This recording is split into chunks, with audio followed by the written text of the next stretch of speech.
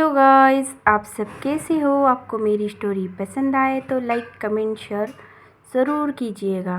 तो चलो story start करते हैं। हमने कल देखा था दोनों लैन ब्रदर्स जियांग मैंशन आए हुए थे और वो अपने अपने पार्टनर के कमरे में रेस्ट कर रहे होते हैं। तभी दोनों भाई वापस आते हैं और अपने कमरे में जाकर देखते हैं तो उनके पार्टनर उन्हें वहीं मिलते हैं। विंग के कमरे में हम देखते हैं विंग वांगजी की ओर बढ़ रहा होता है। वांगजी धीरे धीरे पीछे हटते हुए वॉल से जाकर टकराता है। तो विंग उसे अपनी दोनों हाथों में कैच करते हुए कहता है, वांगजी तुम बहुत ब्यूटीफुल हो। ऐसे कहकर वो वांगजी के चेहरे पे हल्के से हाथ घुमाता है। वांगजी बहुत ही शाय फील करते हुए कहता है, आप ये क्या कर रहे हो, कोई आ जाएगा। विंग कहता है, डोंट वरी, यह कोई नहीं आता। ऐसे कहकर वो वांगजी के चिन को ऊपर उठाता है और उसे उसके होठों पे होठ रखकर उसे किस करने लगता है। बहुत ही डीप और पैशनेट किस शेयर करते हैं। तभी वांगजी सांसों के लिए स्ट्रगल करने लगता है। तभी वो हल्के हाथों से विंग के शोल्डर पर मारने लगता है। विंग ये देखकर उसे छोड़ता है और कहता है, वाकई में तुम बहुत टेस्टी हो। ऐसे कहकर वो विंग वांगजी को छेड़ रहा होता है। वांगजी शर्माते हुए कहते हैं, आप भी ना। ऐसे कहकर वो वहाँ से जाने के लिए विंग के बाहर पकड़ से छूटने की कोशिश करता है।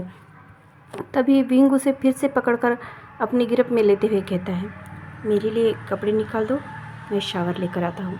ऐसे कहकर उसके एयर के पास एक डीप ब्रीथ छोड़ता है। वांगजी की पूरी बॉडी में शिवर दौड़ती है और वो बस हेजिटेटली नोट कर देता है। विंग उसे छोड़ देता है और वॉशरूम की तरफ निकल जाता है। वांगजी विंग के जाते ही एक डीप ब्रीथ लेता है और अपने मन में कहता है, जब भी ये मेरे करीब आते हैं मेरी हार्ट बीट इतनी क्यों तेज़ हो जाती है। ऐसे कहकर वो अपने दिल पर हाथ रख रहा होता है। फिर वो उठता है और अलमारी से विंग के कुछ कपड़े निकाल कर वही रूम में रखता है और वही बैठ जाता है। तभी शावर रूम से विंग बाहर आता है, जिसके कमर पे सिर्फ टॉवेल लपटा हुआ होता है। विंग की हॉट सेक्सी बॉडी देखकर वांगजी बस अपना मुंह खोल के उसे देख रहा होता है। विंग की वो सिक्स एप मस्कुलर बॉडी ये देखकर तो वांगजी बस मेस्मराइज होकर उसे देख रहा होता है। तभी विंग वांगजी को अपनी तरफ इस तरह से देखते हुए देखकर स्नैक करता है और कहता है, वांगजी क्या हुआ। वांगजी उसका कोई जवाब नहीं देता। विंग धीरे धीरे वांगजी के करीब आता है और कहता है, क्या तुम्हें ये पसंद है। ऐसे कहकर वो वांगजी के बहुत ही करीब आ जाता है। वांगजी अपने सेंस में नहीं होता, फिर भी वो यस में सर हाँ में सर हिला देता है। वांगजी ये देखकर विंग हंसता है और कहता है, तो ठीक है, तुम छूकर देख सकते हो। ऐसे कहकर वो उसका हाथ लेता है और अपनी बॉडी पे रखता है। जैसे ही विंग की ठंडी पानी से कोल्ड बॉडी वांगजी के हाथों में फील होती है, वांगजी तुरंत ही अपने सेंस में आता है और देखता है कि विंग उसके बहुत करीब है, लगभग उस पर लीन है और उसका हाथ विंग के चेस्ट से लेकर उसकी पूरी बॉडी पर विंग घुमा रहा है। ये देखकर वांगजी थोड़ा शाय फील करता है और अपना हाथ खींच लेता है और उसे पुश करते हुए कहता है, आपको कपड़े पहन लेने चाहिए। ऐसा कहकर वांगजी हकलाने लगता है। विंग कहता है, कोई बात नहीं, मैं ना पहनूं भी तो, वैसे भी मुझे सिर्फ तुम ही तो देख रहे हो। ऐसा कहकर वो फिर से स्मैक करता है। वांगजी कहता है, बहुत शेमलेस हो, अब जाकर कपड़े पहनो। ऐसे कहकर वो रूम से बाहर निकल जाता है और बाहर आकर अपने दिल पर हाथ रख कर कहता है, हाँ ये क्या था। ऐसे कहकर वो अपना चेहरा छुपाता है और शर्माने लगता है। तभी दूसरी तरफ से शिचैन आते हुए कहते हैं, वांगजी क्या हुआ। वांगजी कहता है, कुछ कुछ कुछ भी तो नहीं होगा। उसकी पूरा और पूरे नेक रेड हुई पड़ी थी। चैन पीछे से आकर कहता है, ज़रूर विंग ने कुछ ऐसी हरकत की है जो उसे नहीं करनी चाहिए थी, इसलिए ये लाल टमाटर बन के घूम रहा है। तभी शिचैन कहते हैं, मुझे भी लगता है। तो दोनों हंस रहे होते हैं। तो वांगजी कहता है, आपको इस तरह से मुझे छेड़ना नहीं चाहिए, आप दोनों कितने बुरे हो ना। ऐसे कहकर वो नीचे भाग जाता है। वो दोनों पीछे से हंसते हुए कहते हैं। शिचैन कहता है, वैसे चैंग तुम्हारे भाई ने क्या किया होगा। वो कहता है पता नहीं, वैसे भी विंग के दिमाग कौन कौन पढ़ सकता है, वो बहुत शार्प माइंडेड है, उसने ज़रूर वांग जी को टीज़ किया होगा। ऐसे कहकर वो अपने भाई के डोर का लॉक खटखटाता है। विंग अंदर से शर्ट पहनते हुए बाहर आता है और कहता है क्या हुआ चैंग। तभी चैंग कहता है तूने क्या किया है जो वांग जी इतना लाल टमाटर बन के नीचे भागते हुए गया है। वो कहता है कुछ नहीं, मैं बस शावर लेकर बाहर आया तो वो मेरी बॉडी को देखकर शाय फील करने लगा। तभी चैंग कहता है बस बस बस, मैं समझ गया, तेरा कुछ नहीं हो सकता। ऐसे कहकर वो शिचन का हाथ पकड़ते हैं और शिचन को लेकर नीचे आ रहा होता है।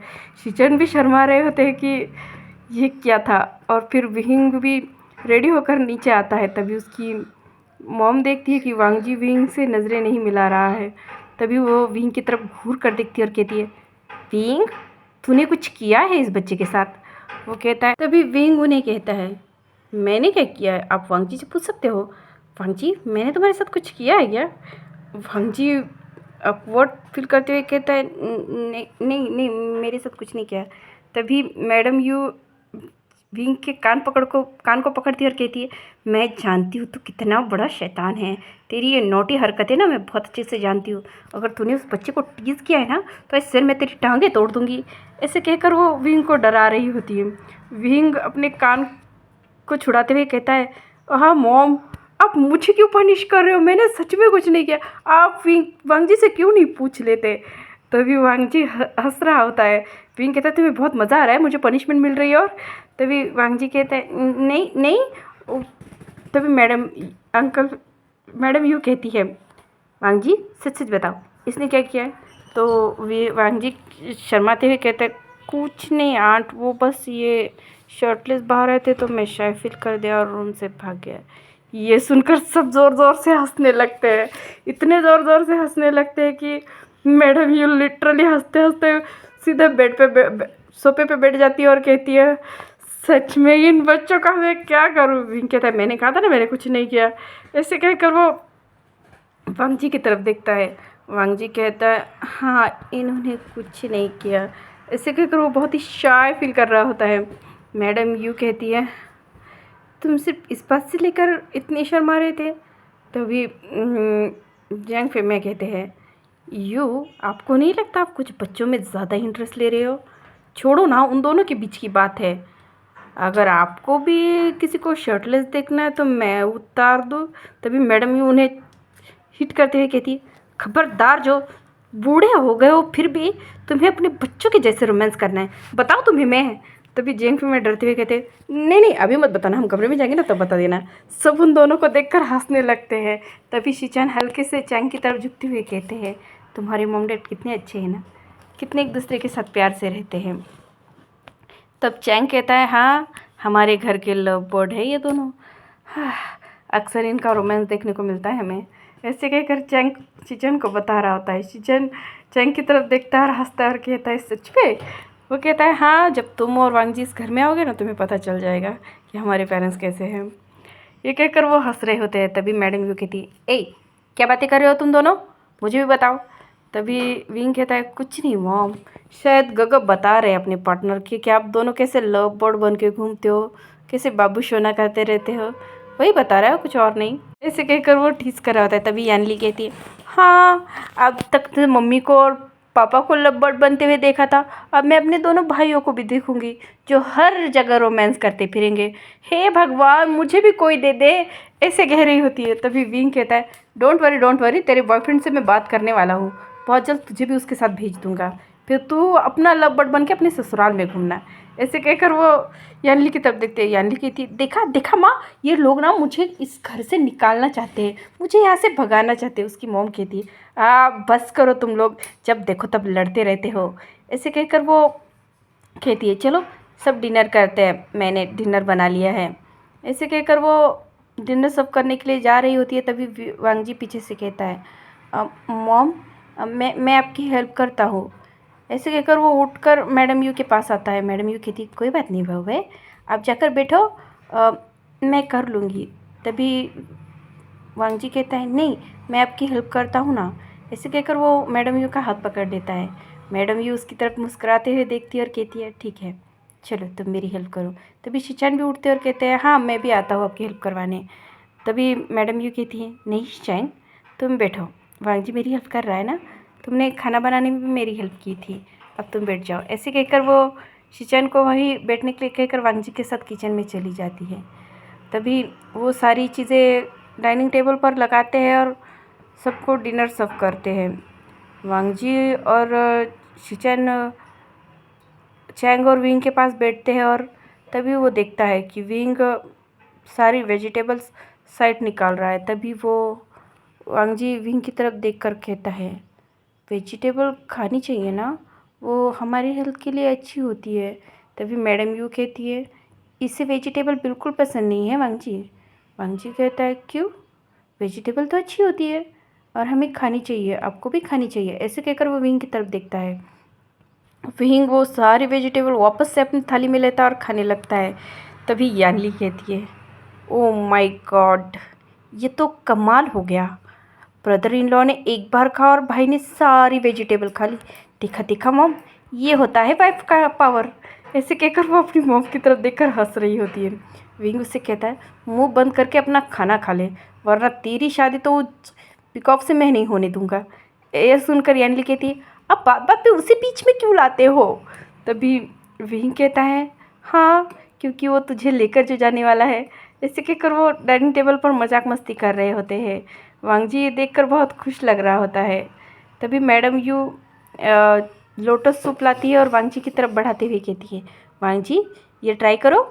वांग जी कहता है ये क्या है मॉम। वो कहती है ये लोटस सूप है, ये विंग का सबसे पसंदीदा फूड है।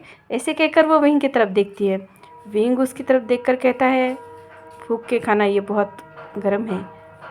तभी यानली कहती है गग इतनी ही चिंता हो रही है तो खुद क्यों नहीं खिला देते।